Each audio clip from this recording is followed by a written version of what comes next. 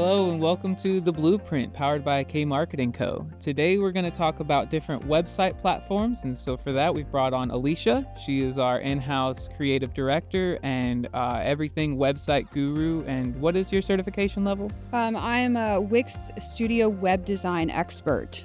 Awesome. And so we generally use Wix for most of the websites that we develop, but we're also going to be talking about WordPress and other platforms, just kind of an intro to website platforms, what the different options are and what they're good for. And so we're going to get right into it. What are the different website platforms that most small businesses today would consider using? Most small businesses today are using platforms like Wix, WordPress, Shopify, Squarespace, and GoDaddy are the main five. Okay. And what are some key differences in some of those? Some of the key differences have to do with the user interface. With Wix is a drag and drop interface as opposed to WordPress, which is very templated based. So there's a lot of ease and independence that you can have depending on the platform that you choose. Yeah, and kind of your knowledge level and skill Yes. level when it comes to web development, for Yes. sure.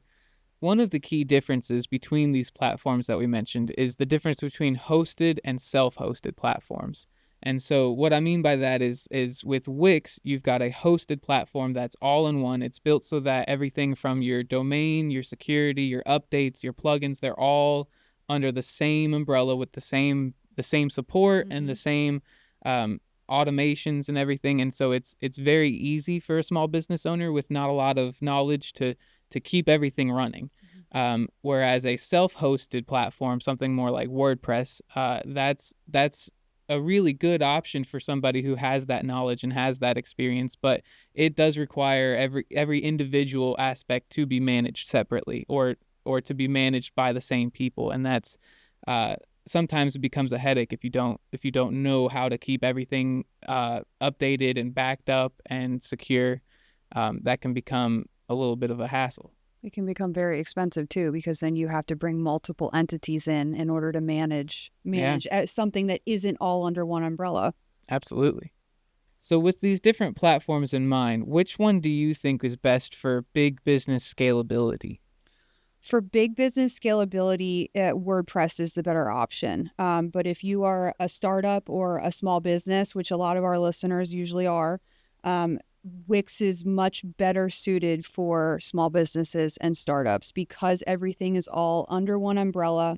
And because, you're not responsible for updating your apps and manually updating all of the security measures that go along with it. That's all housed and done for you through Wix in one singular platform.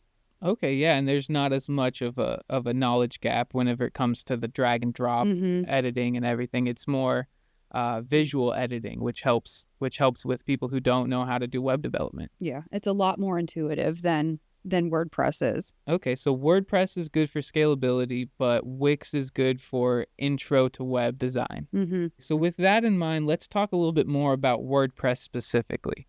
So when it comes to designing a website, what do you feel is the biggest difference between something that's like Wix that we've been talking about and that we usually do and WordPress? The biggest difference between the two is the drag and drop interface. And with WordPress is determined through themes. And so the theme is essentially a template. And so with every theme, there's only specific 5 pre-designed sections that come with that theme. Yeah. So a lot of times, you have people out in the world that have the Divi theme. They all have kind of similar looking websites because they all have the same, Template. 5 templated sections that come along with the theme. Whereas with Wix, you can build anything that you want to in pretty much any way that you see fit. There's a lot more room for customization of elements. If I want the photo to be in the, left third of the screen, I can just drag it and drop it there. But with WordPress, I don't have that much control over where specifically I can drop an image or a piece of Yeah. text or something like that. Yeah, I mean, unless you want to start getting into the coding and the web Right. development aspect, it's really hard to get things aesthetically how you Mm-hmm. want it with WordPress. Mm-hmm. That's the big gap there, the information, the knowledge gap, Yep. and the kind of the skill gap there. Mm-hmm. And aside from design, you've also got the integrations of all these third-party apps. Almost each element or every marketing channel you use or everything that feeds into it has its own integration with WordPress. And they can often be buggy or they could not work well with each other. There's a lot of issues that we've had where a plugin automatically updated and now it no longer is cooperative with the rest of the plugins on that website, and the website goes down. Mm-hmm. And that's part of there's thousands. I think there's over 60,000 different plugins for free on WordPress, so there's a ton of options there. But it's the compatibility between them is where a lot of the issues come up. And so again, it's really good for the people who know what they're doing, or if you want to hire somebody to come in and help create these integrations and automate the updates and the security. But for the small business owner, that's a lot to deal with all at the same time. Mm-hmm. Mm-hmm.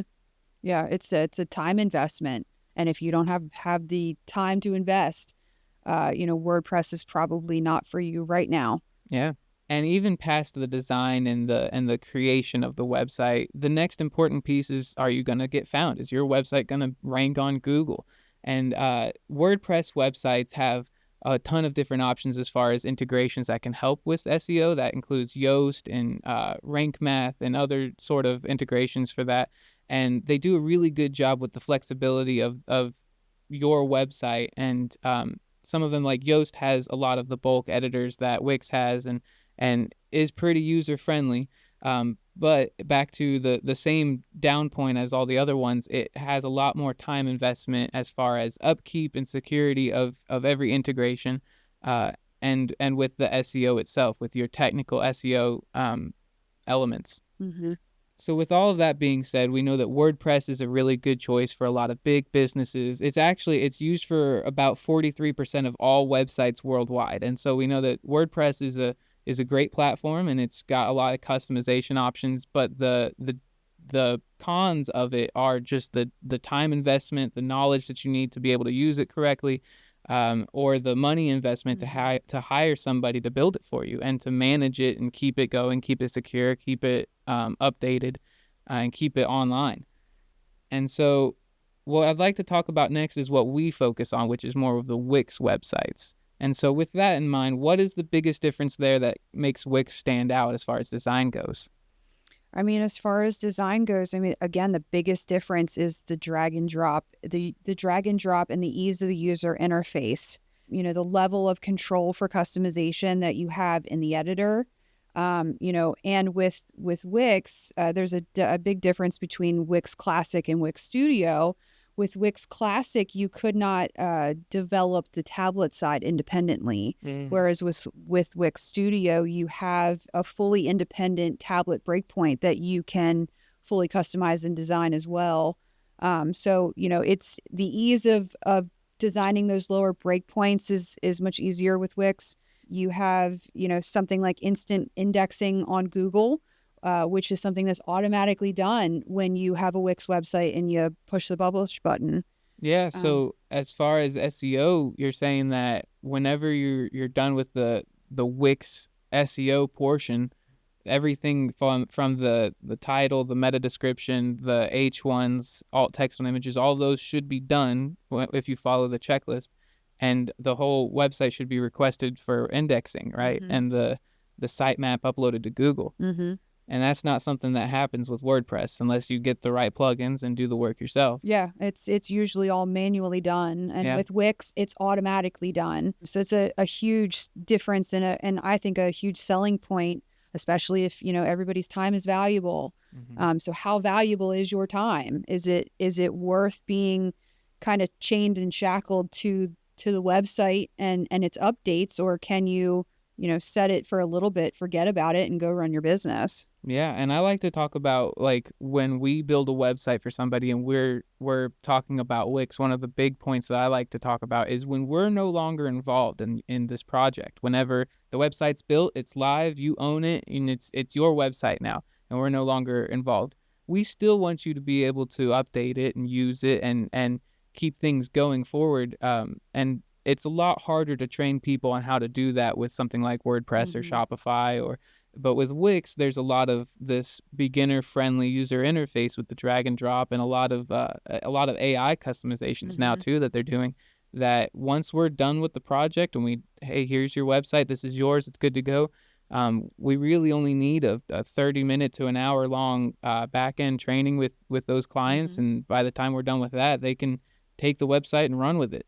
Yeah, and I mean, there's a full resources learning hub on Wix's website, and the tech support that they offer is far superior than any other platform that I've worked with. Yeah, the tech support's a really good point. With Wix being all in one and being a hosted platform, if you have a problem with really any element of it, you can go to Wix, and that's a lot easier than trying to figure out, okay, is this a plugin issue? Is this a theme issue? Is it a platform issue? Is it a coding issue? There's a lot of different troubleshooting elements involved whenever you are on a self-hosted platform.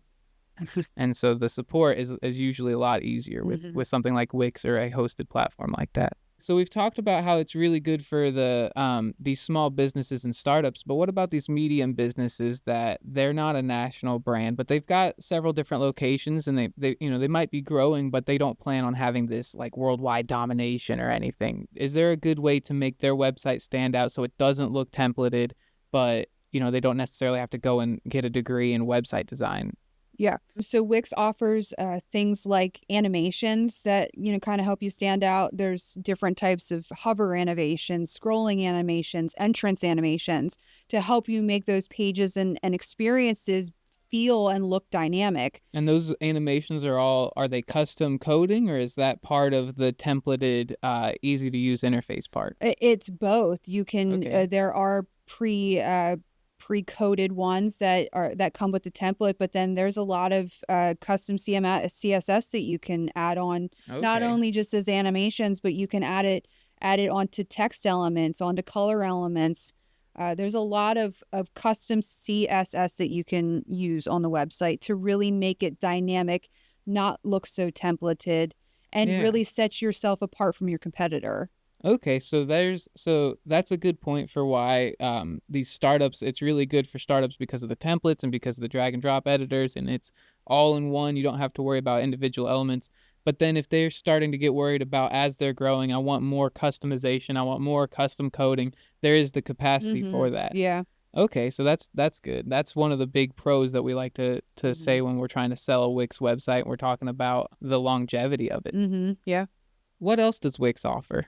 Every template comes with its own media library that has access to a lot of stock imagery that you could use for the website. So if you're a startup and you don't have branded photos to utilize to design the website, Wix has a pretty extensive media library that you can file through, and it's all free to you with the purchase of the template.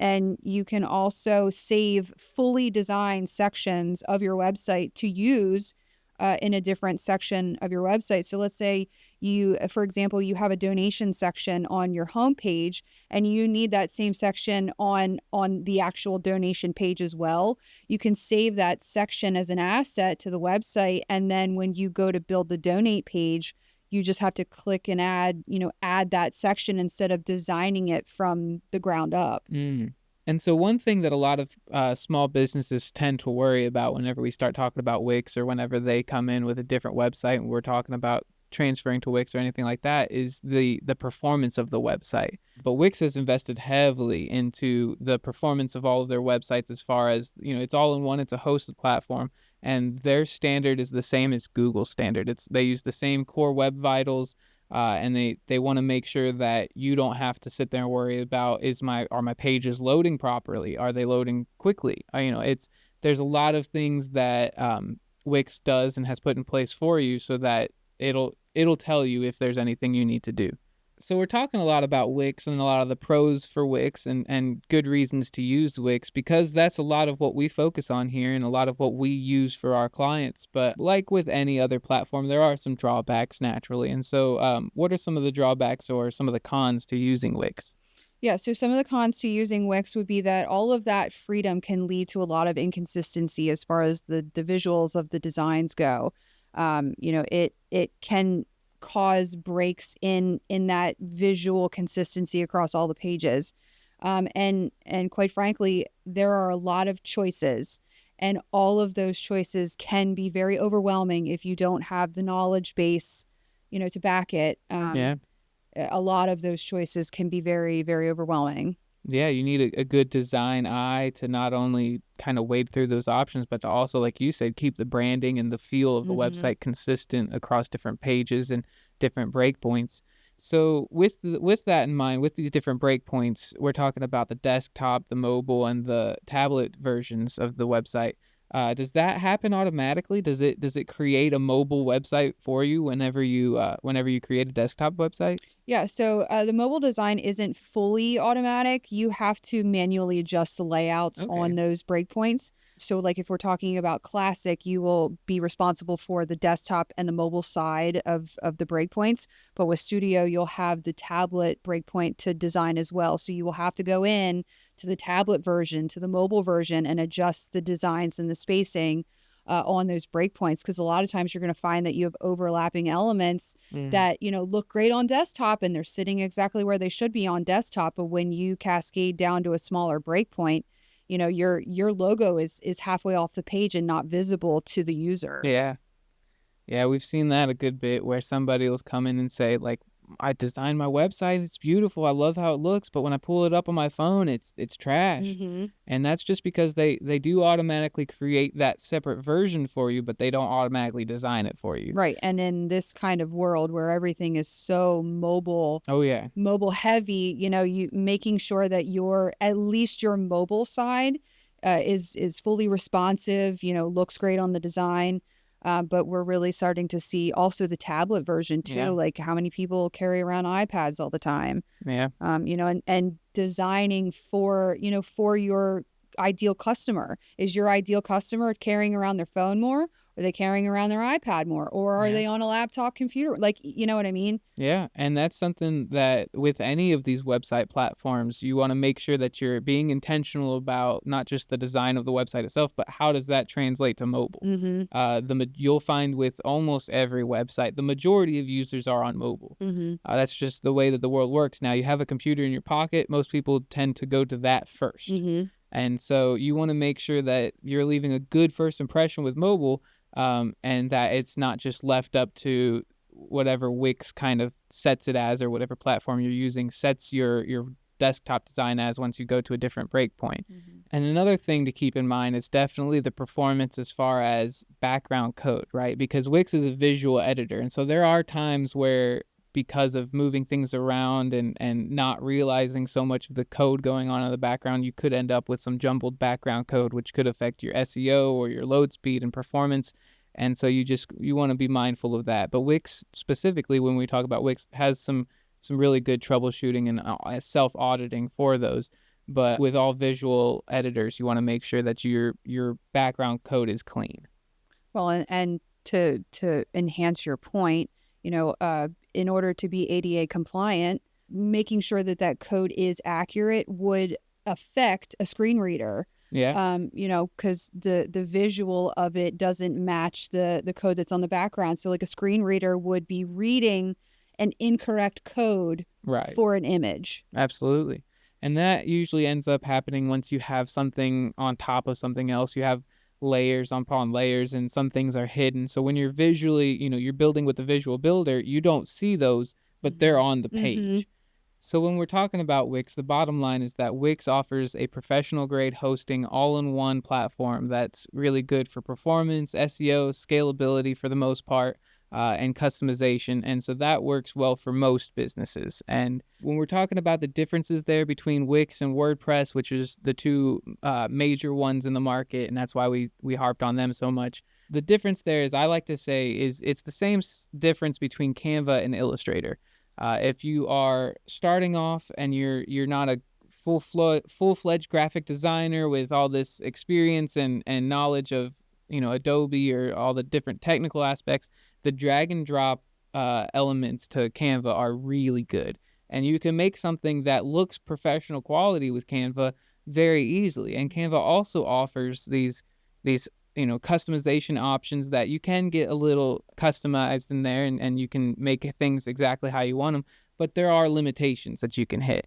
And so that's where Illustrator comes in. And with Illustrator, you definitely need to know what you're doing or you're going to be a little lost. And it's a lot less templated and a lot more customized and user designed, but it's not friendly for somebody who doesn't have that knowledge or the experience. And so that's the way I like to talk about Wix and WordPress. Wix is very good for those beginners who are starting off with a brand new website. I've never made a website before. I don't understand a lot of the back end lingo, but I want to have something out there that my users can go to. Wix is really good for that. Whereas somebody who's like, I've made so many websites, I know everything about web development, they're not going to touch Wix. They're going to be going straight to WordPress and a lot of custom code. And so it depends on your goals and your business and your size and the amount of time and availability you have. And so there you have it. We've got Wix is a really good platform for these beginners. We got WordPress that's really good for scalability and customization. A lot of other platforms to choose from that we didn't talk a whole lot about. But if you have any questions, you can always reach out to us. Alicia, thank you very much for joining me and being on this podcast. And everybody who tuned in, thank you for staying this long. And we hope that you learned something about different website platforms and what they have to offer. Please like and subscribe and join us next week as we have another episode.